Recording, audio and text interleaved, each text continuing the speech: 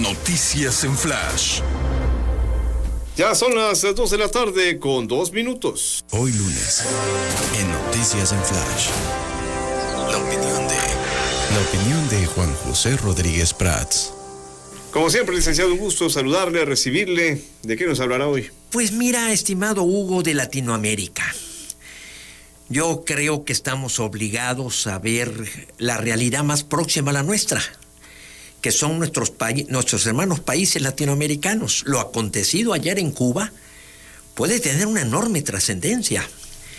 Esta frase que tomaron los intelectuales, que es patria y vida, y que contrasta con el lema de la Revolución Cubana, patria o muerte, que fue la forma en que concluía Fidel Castro sus discursos. Se hacía un poco de historia de este padecimiento de tantas décadas de ese pueblo sufrido, de cuando surgió la crisis de Bahía de Cochinos, la invasión en el 61 y después en el 62, lo que fue la crisis de los misiles, que estuvo a punto de estallar una tercera guerra mundial. Se hablaba del 94, del maleconazo, porque fue en el malecón donde hubo una gran protesta en el 94, el 5 de agosto. Fidel Castro salió a convocar a los revolucionarios para confrontarlos con los que protestaban en contra de su gobierno. Misma actitud que tiene hoy Miguel Díaz-Canel. Porque Miguel Díaz-Canel, en un mensaje el día de ayer, exhorta a los revolucionarios a que salgan a la calle y se enfrenten. Me parece una actitud tremendamente irresponsable.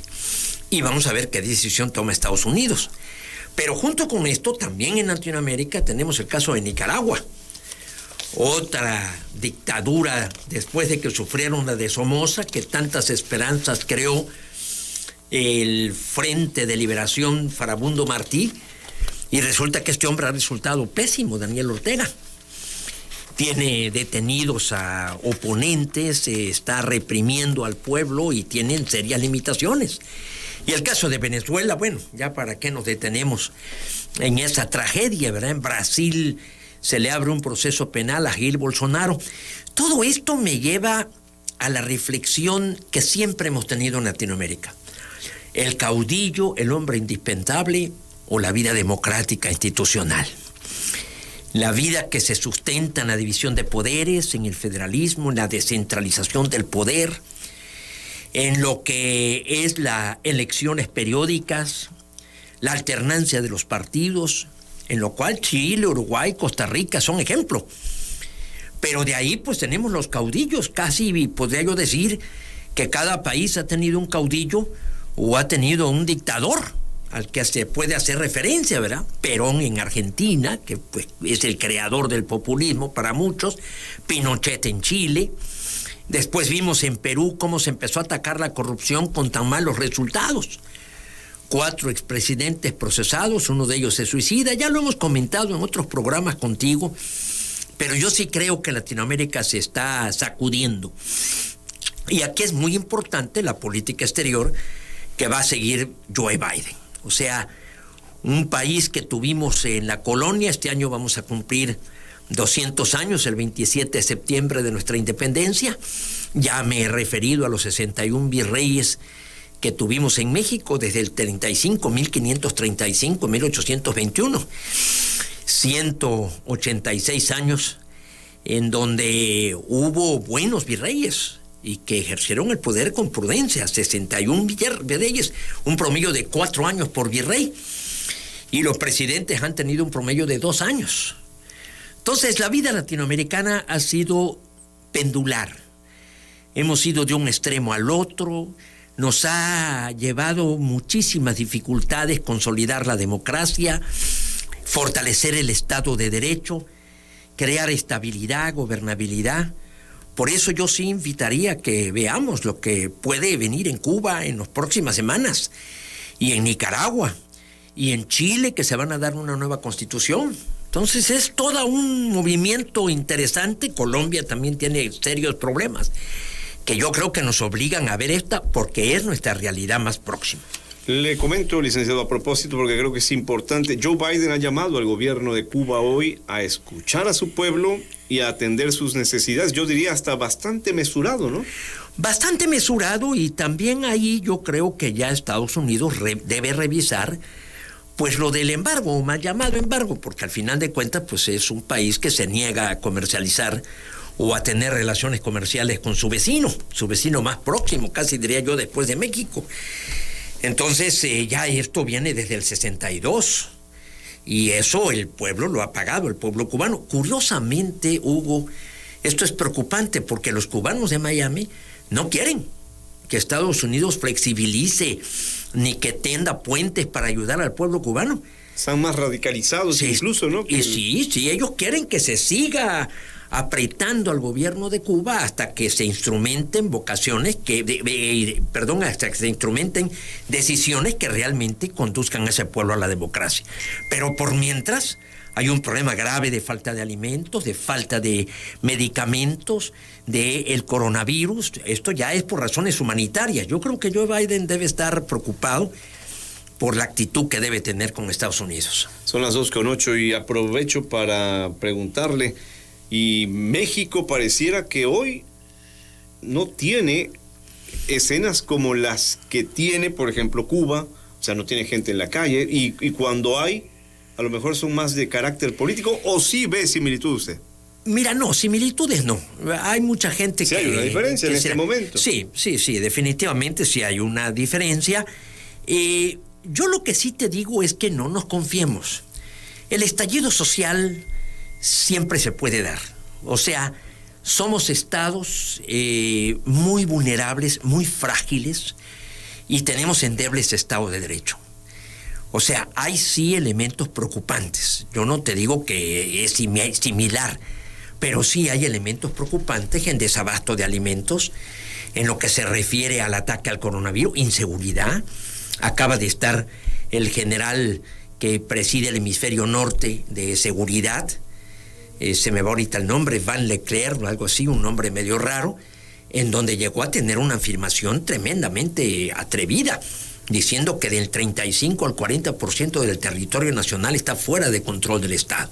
Esta es una afirmación tremenda, y señala zonas como Sinaloa, como Tamaulipas, como Sonora, como Chihuahua, Baja California, Chiapas inclusive. Chiapas señalan zona colindante con Guatemala, Simojovel, Chenaló, Panteló, que es zona que está con problemas graves de inseguridad y de confrontación de etnias inclusive.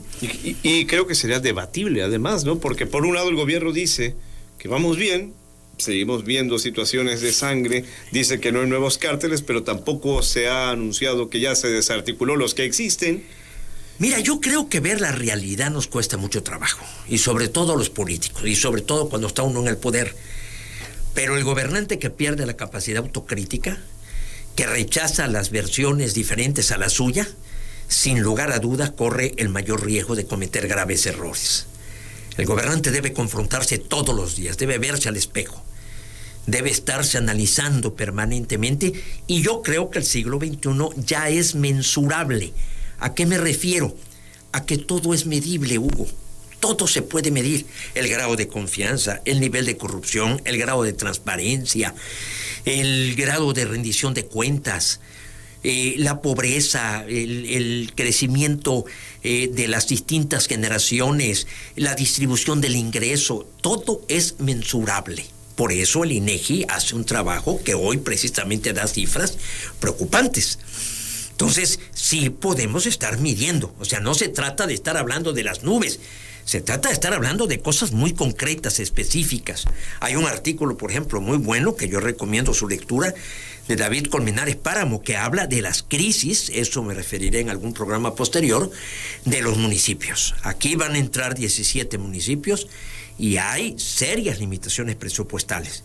Y se han olvidado las fuentes propias de ingreso, por ejemplo, el impuesto predial, o la tenencia o el impuesto a la tenencia vehicular en lo que se refiere al Estado, o el impuesto a la nómina.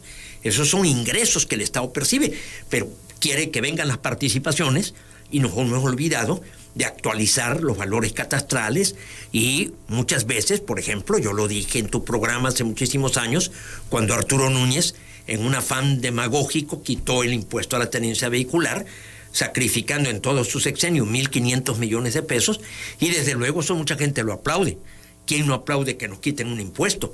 Pero el problema está, y después cómo entregas, y cómo andan las finanzas públicas, y cómo se estás cubriendo los servicios que requiere y que necesita el pueblo de Tabasco. Licenciado, yo me imagino, ya, bueno, no sé si tenga algún otro punto que nos comente, para que yo le pregunte rapidísimo de la visita presidencial de hoy. Ha hecho ha dado algunos datos el presidente, la gente que lo acompaña, por ejemplo, las desembocaduras de los ríos, en la cuestión política también, que ya no hay tapados, dice que él es el destapador, que bueno, que se han hecho muchas cosas. Regresamos. Ha seguido la gira, me imagino. Sí, la sigo, aunque...